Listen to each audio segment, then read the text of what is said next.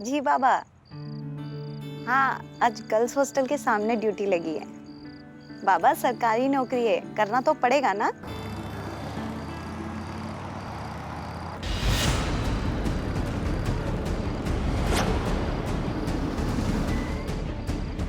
बहुत होगी ड्यूटी, चल चल। छोड़ो, कौन कौन हो तुम लोग?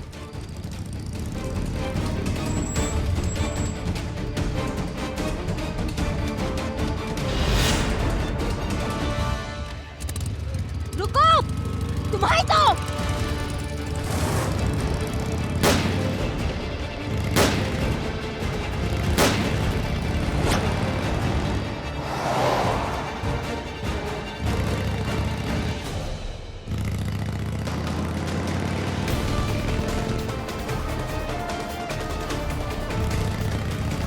अरे सुन, इसको छोड़ना पड़ेगा वरना इसके चक्कर में हम पकड़े जाएंगे। ये दोनों पुलिस वाली इतनी आसानी से हमारा पीछा छोड़ने वाली नहीं है। फेंक इसको बाहर फेंक। ठीक है, वो थाना पुलिस वाली है, ये ना सही दूसरी पुलिस वाली सही। छोड़ इसको, छोड़ इसको, छोड़।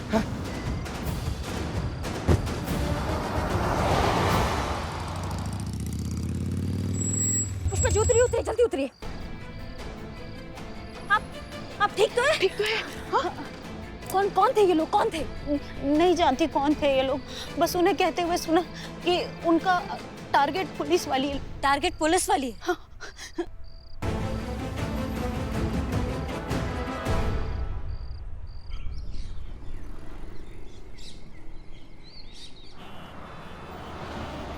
May I come in, sir? अरे आइए मिस मलिक। जय हिंद सर। जय। सर आपने बुलाया हमें? हाँ हाँ, बुलाया था आपको। देखिए ये न्यूज़ देखिए। देश में महिला सुरक्षा एक बहुत बड़ा मुद्दा है। इसके लिए हर संभव कदम उठाए जा रहे हैं। शायद इसीलिए महिला पुलिस फोर्स का गठन किया गया है ताकि महिलाओं की सुरक्षा सुनिश्चित की जा सके। पर अगर उसी महिला फोर्स की खुद की सुरक्षा पर प्रश्न चिन्ह लग जाए तो क्या होगा हमारे देश में महिला सुरक्षा अभियान का। बाबुलपुर की ताजी घटना में ड्यूटी पर तैनात एक महिला कांस्टेबल मोनिका की असफल अपहरण का प्रकरण क्या हमारे देश की महिला सुरक्षा प्रणाली पर एक बहुत बड़ा सवाल नहीं उठाता? आइए देखते हैं क्या कहती हैं कांस्टेबल मोनिका। जी ये सच है, जो भी अपहरण करने आए थे उनका टारगेट महिला पुलिसकर्मी ही थी, मैं नहीं तो कोई और। पर वो किडनैप सर ये सब महिला पुलिसकर्मी को ही करने निकले थे। हम सब जानते हैं कि आप अच्छी तरह से जानती हैं कि महिला फोर्स के लिए महिला कैंडिडेट्स की भर्ती हो रही है। जी सर, हम अच्छे से जानते हैं। इनफैक्ट इस बार का रिस्पॉन्स बहुत अच्छा है।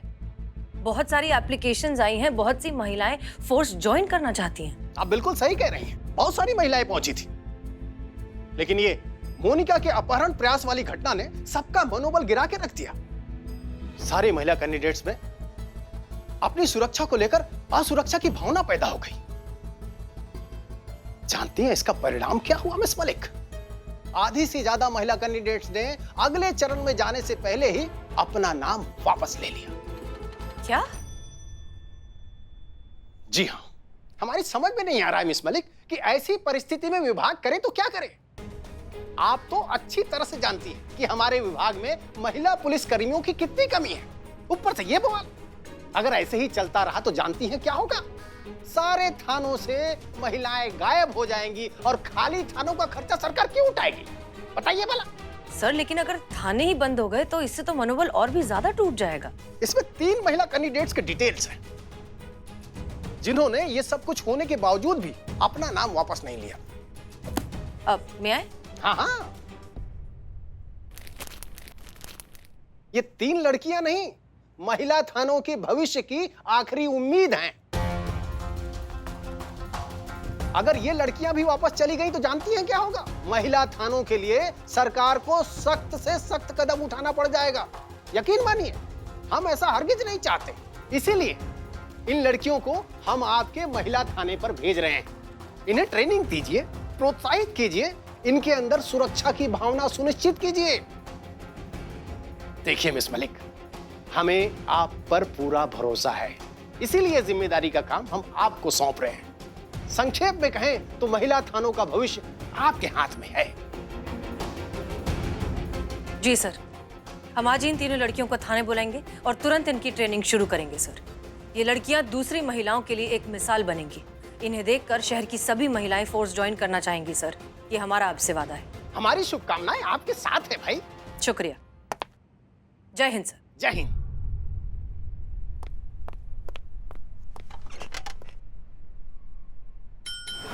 आपके कहने का मतलब है मैडम सर, विभाग ने जो 3 लड़कियां भेजी है, अगर वो यहाँ से वापस जाती है तो हमारा महिला पुलिस थाना बंद हो जाएगा? डीएसपी सर इशारा तो इसी तरफ कर रहे थे। कोई सख्त कदम उठाया जा सकता है। इसका क्या मतलब हुआ? या तो ये थाना किसी मेल पुलिस स्टेशन में तब्दील कर देंगे या फिर थाना बंद कर देंगे। नहीं, फिर ये तो ढकी छुपी धमकी हुई ना। पुष्पा जी वो डीएसपी हैं, उन्हें धमकी ही देने की क्या जरूरत है? वो एक ऑर्डर पास करेंगे और ये थाना बंद हो जाएगा। हमें लगता है उन्होंने ये एक मौका दिया है हमें, क्योंकि वो भी चाहते हैं कि ये थाना बचा रहे। मैडम सर, मैं दूसरे क्वार्टर में शिफ्ट होने का भी रिस्क ले ही नहीं सकती। यहाँ पे तो चलो वो नल का प्रॉब्लम है ना, दूसरे क्वार्टर में पता चलेगा टंकी नहीं है तो। बाप रे बाप, उफ, ये प्यास भरा मासूम है। संतोष जी, हमारे क्वार्टर में ऐसा कोई भी दिक्कत नहीं है कसम से। हमारे यहाँ ना चापाकल बोरिंग है, 24 घंटा पानी आता है। थाना बंद होने के बाद क्या करना है और क्या नहीं करना है, ये बात का डिस्कशन है। फिलहाल मुद्दे पर आइए। ये 3 लड़कियां, ये 3 कैंडिडेट्स, इनमें से कोई भी बैकआउट नहीं करना चाहिए। इन्हें फोर्स ज्वाइन करने के लिए इंस्पायर करना है ताकि आगे जाकर ये लड़कियां शहर की बाकी लड़कियों को इंस्पायर कर सके। ये हमारी जिम्मेदारी है, ये हमारे पास एक मौका है इस थाने को बचाने का, जो हम किसी भी कीमत पर जाने नहीं देंगे। Clear? Clear madam. Okay, Santosh Sharma. हमारी पहली कैंडिडेट आरना अवस्थी, 20 साल की है, मैरिड नहीं है। ये ओरिजिनली बनारस से हैं। करिश्मा सिंह, ये आपके अंडर रहेंगी। नेक्स्ट, आलिया रहमान, 21 साल की है, शादीशुदा है। ओरिजिनली ये लखनऊ से ही है। संतोष शर्मा, ये आपके अंडर रहेंगी। जी। नेक्स्ट, और फाइनली कियारा पनवार, ये भी 21 साल की हैं, मेरठ से हैं और इन्हें ट्रेनिंग हम देंगे। पुष्पा जी। जी मैडम। सबसे बड़ी जिम्मेदारी आपकी है। आप हमारे थाने की सबसे पुरानी और सबसे तजुर्बेदार मेंबर हैं। अगर इन लड़कियों को कुछ भी सिखाने में हम चूक जाते हैं तो वो आप सिखाएंगी। इतने भी पुराने नहीं हैं हम मैडम सर, अभी देखा ही क्या है हमने जिंदगी में। बचा भी क्या है पुष्पा जी? वैसे उम्र के हिसाब से तो हमारी वो तीनों सहेलियां ही हुई ना। थोड़ा हम सिखाएंगे, थोड़ा हम उनसे सीख लेंगे। एनीवेज, तजुर्बा कहता है हमारा कि सिखाने वाला सीखने वाले से कुछ ना कुछ तो सीख ही लेता है। तो चलिए थोड़ा सा सिखाएं, थोड़ा सा सीखें। Good luck. सबको पता है क्या करना है? जी मैडम सर। ओके, केस की तरफ बढ़ते हैं। करिश्मा सिंह, नंबर प्लेट से कुछ पता चला? मैडम सर, वो फर्जी है। ऑफ कोर्स, जानते थे हम। वैसे मैडम सर, हमें बहुत होशियार रहना पड़ेगा। ये पड़ताल का गति हमको ज्यादा तेज करना पड़ेगा, क्योंकि ये जो लोग भी हैं, इनका निशाना महिला पुलिसकर्मी है। तो हमें कुछ ना कुछ तैयारी करके रखना पड़ेगा मैडम सर। आप बिल्कुल ठीक कह रही हैं करिश्मा सिंह। इनफैक्ट जब तक ये 3 लड़कियां हमारे साथ ट्रेनिंग पर हैं, इनकी सुरक्षा की जिम्मेदारी हमारी है। जब तक इनकी ट्रेनिंग पूरी नहीं हो जाती, इन्हें महफूज रखना बहुत जरूरी है, टॉप प्रायोरिटी है। क्लियर? जी मैडम सर। जी।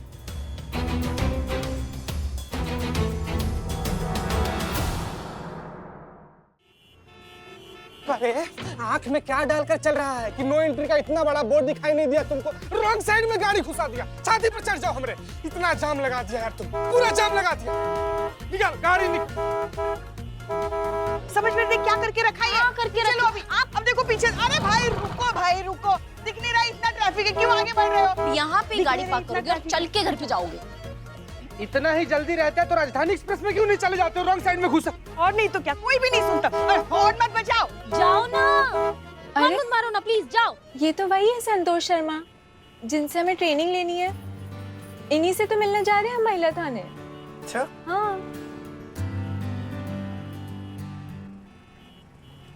चीते, हम क्या सोच रहे हैं, अब अगर दिन भर यहीं खड़े रहना है तो फिर क्यों ना यहाँ सब्जी का ठेला लगाए। नहीं, थोड़ी सी ऊपर की आमदनी भी होगी। कहाँ आजकल पुलिस की वेतन में गुजारा होता है, बताओ। इसी लाइफ है ना हमारी, दिन भर बस धूप में धक्के खाओ, लंच में हवा खाओ और डिनर में पेन किलर खाओ। हाँ, और जरा सी गड़बड़ हुई नहीं कि आ ही जाती है महारानी चाबी घुमाते हुए डांटने। मत मारो ना, हॉर्न मत बजाओ। हाँ, पुलिस वाली, तुम तो मेरा दर्द समझ सकती हो, तुम पुलिस वाली हो। अब बताओ, पुलिस की नौकरी इजी होती है करना? बिल्कुल भी इजी नहीं होती है ना। आलिया रहमान, 21 साल की है, शादीशुदा है। ओरिजिनली ये लखनऊ से ही है। संतोष शर्मा, ये आपके अंडर रहेंगे।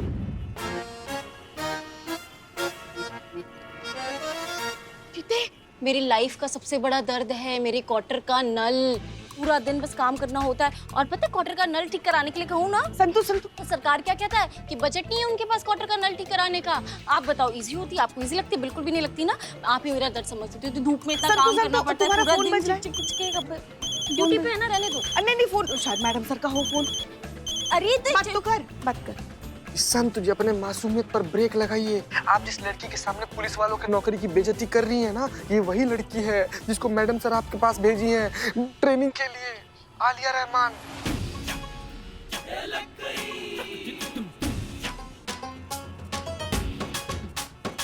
अभी जो बोला ऐसा लोगों को लगता है, सच नहीं है ये, है ना पुष्पा जी?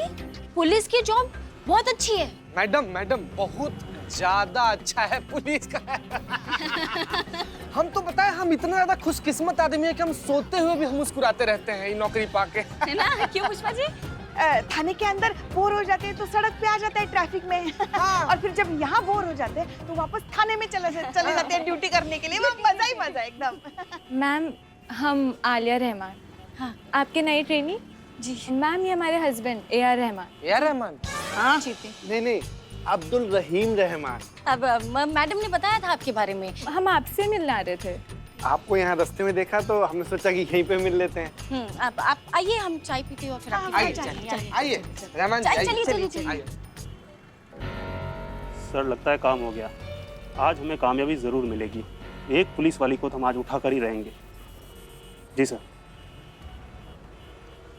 भाभी दो ना समोसे।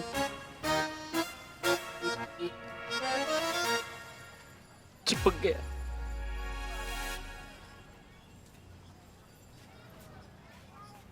अरे वाह, ए बिल्ले, अरे देखना कितनी अच्छी न्यूज आई है आज। अरे ठूस ठूस कर समोसा खाने वाले के बाल जो कुछ बचे हैं वो साफ हो जाते हैं। आते कैसे हैं? सबको अभी पेपर पढ़ना है जब हम पेपर पढ़ रहे हैं। जहर दो।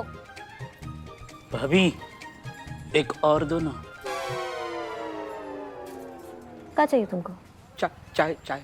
ओ बिल्ले, अरे तुझे क्या लगता है, अरे इस थाने में जो एक लड़की आने वाली है ट्रेनिंग के लिए, उसकी आइडल कौन होगी और वो किसके जैसी बनना चाहेगी? कोई शक ही नहीं, 100% मैडम सर की तरह ही होंगे। हाँ, अपने थाने से डंडे हट जाएंगे, फूलों की दुकान सजेगी और पिटाई की जगह मिठाई होंगी। वाह, हर तरफ जज्बात और एक तो तुम्हारा ना थाने में रहना बंद कराना पड़ेगा हमको। सारा इन्फॉर्मेशन यहाँ पास करते हो तुम। नहीं चलने देंगे हम ये जज्बातों का जो जहर है ना, ये महिला पुलिस फोर्स में नहीं चलने देंगे हम। उनको सिखाएंगे लात का इंसाफ। ऐसा ना मजबूत सिपाही बनाएंगे हम उनको बताएंगे कि कैसे डंडा के जोर पे ऐसा मुजरिमों को सीधा किया जाता है। हाथ जोड़ कर नहीं, हाथ तोड़ कर।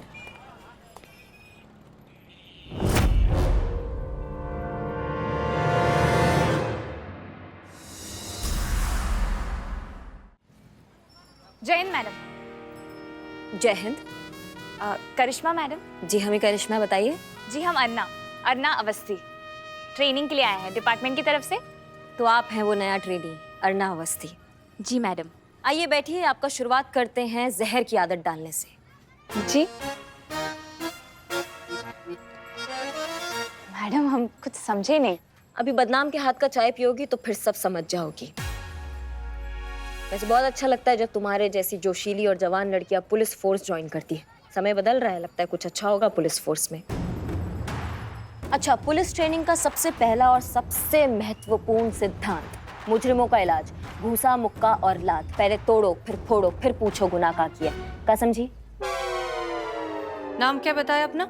कियारा कहते हैं मुझे, मेरठ से हूँ। मेरठ नाम तो सुना ही होगा आपने। वैसे मेरठ के लोग ना बहुत शांति प्रिय होते हैं, लेकिन कोई बुद्धि घुमा दे ना तो लाठी बजाते टाइम नहीं लगाते, गिरा गिरा के मारते हैं। लेकिन मैडम जी दिल के इतने बढ़िया होते हैं ना कि मारते भी है ना अस्पताल के सामने। तो कियारा, तुम्हारा ट्रैक रिकॉर्ड तो बहुत अच्छा है, हर जगह नंबर 1, इम्प्रेसिव।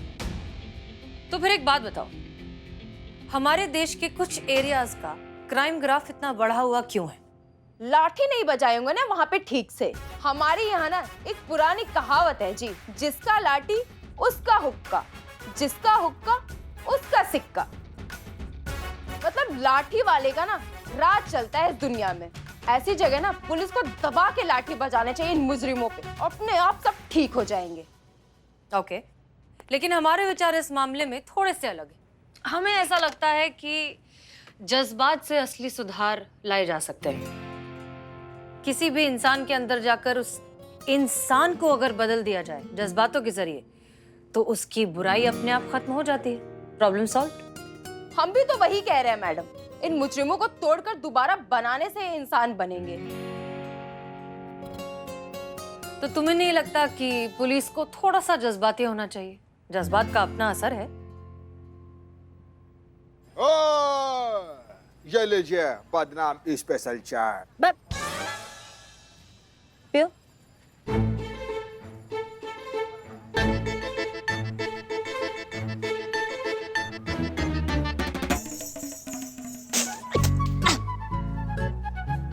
छी, यही जहर का हम बात कर रहे थे। वैसे तुम हमारा बात समझी?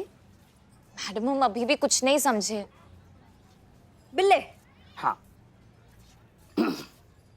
पहले मैं बहुत बढ़िया चोर हुआ करता था। हमारी चोरी की दुनिया में मेरा बहुत बड़ा नाम था। बैग में नहीं आया, वरना मैं तो आगरा गया था ताजमहल चुराने। लेकिन एक दिन मेरे जीवन में करिश्मा मैडम आई फरिश्ता बनकर, और उन्होंने मुझे पटक पटक कर गिरा गिरा कर धोया, निचोड़ा और सुखाने डाला। तब से इनका एक फोटो मैं अपने पर्स में रखता हूँ। जब भी कभी मन करता है चोरी करने का, पर्स से फोटो निकालकर चुपके से देख लेता हूँ, फिर चोरी करने की हिम्मत ही नहीं होती। हाँ, पर गांधी जी तो ये कहते हैं ना कि पापी को नहीं, पाप को खत्म करना चाहिए। आंख के बदले आंख, ऐसे तो दुनिया खत्म हो जाएगी ना मैडम। हमारा तो ये मानना है कि अपराधी को अगर सुधारना हो तो उसकी अंतरात्मा की अशुद्धि को खत्म करना चाहिए, उसे प्रेम करना सिखाना चाहिए, उसे जीवन का मूल्य सिखाना चाहिए, है ना मैडम? गलत एड्रेस पर आ गई हो तुम। अंदर हसीना मैडम मिलेगी, जाओ उनसे जाकर मिलो। उन्हीं के टाइप की हो तुम, जाइए। हसीना मैडम, हम आपको क्या बताएं, हम उनके बहुत बड़े फैन हैं। उन्हीं से तो हम इंस्पायर होकर पुलिस फोर्स में आए हैं। वो हमारी इंस्पिरेशन है, हमारी आइडल है। हमको ना बिल्कुल उनकी जैसा ही बनना है। जी ऐसा है ना मैडम, करिश्मा मैडम हमारी आइडल है, हम उनके बहुत बड़े फैन हैं, उन्हीं की तरह बनना चाहते हैं। वो क्या बोलते हैं उनके बारे में, दरोगा जी देखा तो बहुत, लेकिन तुमसा ना देखा। अब अचानक लाठी छोड़ के ठंडी लस्सी बनने में टाइम तो लगेगा ना मैडम जी। सही जगह आई हैं आप। अच्छा, एक बात हम आपको बताना चाहेंगे। शहर में ना एक गैंग सक्रिय घूम रहा है जो महिला पुलिस कर्मियों को उठा रहा है, तो तुम्हें थोड़ा सतर्क रहना होगा। मतलब ऐसे बदमाशों से बच के रहना होगा। हाँ, जाइए। जी मैडम। जज्बात जज्बात।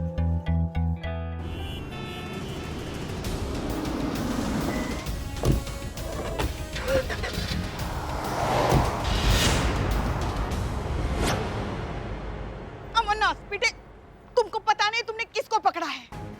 करिश्मा जी की सास है हम। अगर उनको पता चल गया ना तो फाड़ के खा जाएगी, पछताने का मौका भी नहीं मिलेगा। चेता रहे तुमको हम। अरे हमारे कोई हाथ तो खोलो, आंखें तो खोलो, कोई है? हाथ तो खोलो हमारे। बम बम बम बम बम। किधर भाग रहे हैं? फालतू कुछ फ्री में मिल रहा है। अरे पुष्पा जी, पुष्पा जी। अच्छा हुआ तुम दोनों आ गए। हमारे हाथ तो खोलो, आंखें तो खोलो। अरे हाँ, पुष्पा जी कौन है वो चपड़गंज जिसने आपके हाथ बांधे हैं? बताओ।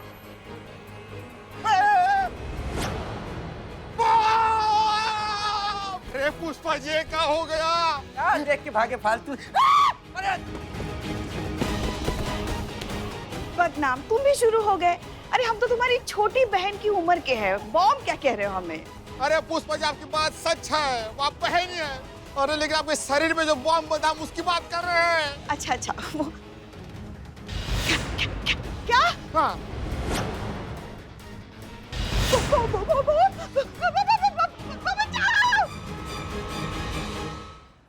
संत आई हेल्पर। आइए, मैं आपका हेल्पर हूँ। पुष्पा जी किधर हैं? पुष्पा जी दिखाई नहीं दे रहे। पुष्पा वो उनका अपॉइंटमेंट था ना। कौन सा अपॉइंटमेंट? कैसा? एक सेकंड, कुछ हुआ है पुष्पा जी को? झज्जू के पास। झज्जू कैसा डॉक्टर है? हमने तो नहीं। कैसा डॉक्टर है ये झज्जू? डॉक्टर नहीं, झज्जू गोलगप्पे वाला। हाँ, वो गोलगप्पे खाने गई है क्योंकि आज आलू टिक्की फ्री मिल रही है इसलिए। बताओ, गोलगप्पा खाने के लिए भी अब पुष्पा जी अपॉइंटमेंट लेती है। फोन करो पुष्पा जी को, तत्काल में बुलाओ। बोलो मैडम सर ने उनको तत्काल में बुलाया। फोन करो, जल्दी करो। पर मैडम सर ने कब बुलाया मैडम? अम्मा झूठ बोलना है, झूठ बोलकर उनको बुलाना है। बहुत बड़ा बात नहीं कह दी है तुमको। बुलाओ आप। पर मैडम, गांधी जी कहते थे कि सत्य, अहिंसा और प्रेम जीवन का मूल मंत्र होना चाहिए, और हमारा अनुभव कहता है कि हमें सत्य का ही साथ देना चाहिए। मैडम क्या है ना कि आपका जो मूल मंत्र है ना उसको थोड़ा पीछे छोड़ दीजिए। क्या है कि पुष्पा जी को बुलाना है और उनको बुलाने के लिए साम दाम दंड भेद सबका इस्तेमाल करना पड़ेगा, तो फोन कीजिए। और वैसे भी महात्मा गांधी बहुत महान व्यक्ति है। आजकल कहाँ उनके जैसा लोग होते हैं। पहले का टाइम कुछ और था और अब का टाइम कुछ और है। तो अपना काम कराने के लिए ना थोड़े बहुत झूठ बोलने पड़ते हैं। हाँ बोल रही हूँ। कब बोलोगी? क्या बोलना है? 100% अग्री करती हूँ आरना जी से। बिल्कुल सही कह रही है ये। Thank you. सत्य और ईमानदारी, यही तो 2 तरीके हैं जीने के। हमारे पुलिस फोर्स का भी तो पहला स्लोगन यही है ना, सत्यमेव जयते। जान छूटे तो छूटे, ईमानदारी का दामन ना छूटे। मैडम क्या हुआ? पुष्पा जी बोल यार। पुष्पा जी को क्या हुआ? पुष्पा जी को कोई बम लगा दिया है।